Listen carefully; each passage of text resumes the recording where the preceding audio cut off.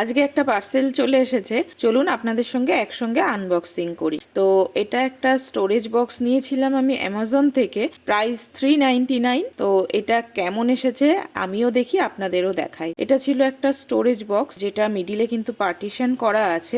আপনাদের ক্রাইটেরিয়া অনুযায়ী আপনারা যে কোনো জিনিস রাখতে পারেন। তো এই দেখুন, স্টোরেজ বক্সটা খুললে দুটো আমাকে এইরকম একটা কার্ডবোর্ড একটু শক্ত টাইপের দেওয়া হয়েছে, যেটা নিচটা সিকিউর করার জন্য বা একটু ভারী জিনিস রাখার জন্য এই যে নিচে সেট করে দিলাম। আর মিডিল থেকে একটা পার্টিশন ওয়াল দিয়ে দিয়েছে, যেটাতে ওই যে জিগজ্যাগ লাগানো আছে, যার মাধ্যমে আমি এই যে পার্টিশনটা করে দিলাম। আর এটা আপনারা পার্টিশনটা না দিয়েও রাখতে পারেন। তো বেশ দুটো পার্টিশন করে দিলে দু টাইপের জিনিস বা দুজনের জিনিস আলাদা করে রাখতে পারবেন। আর এই দেখুন আমি রেডি করে নিয়েছি।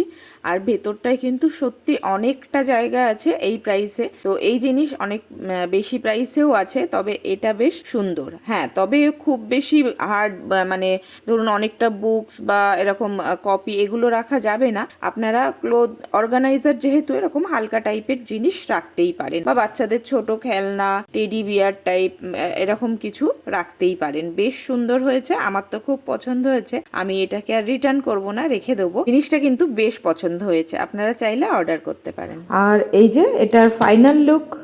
রুহি এখানে পাপা জিনিসপত্র আছে বলে পাপা লিখে দিয়েছে, আর এটাতে আমার জিনিস আছে বলে মা লিখে দিয়েছে।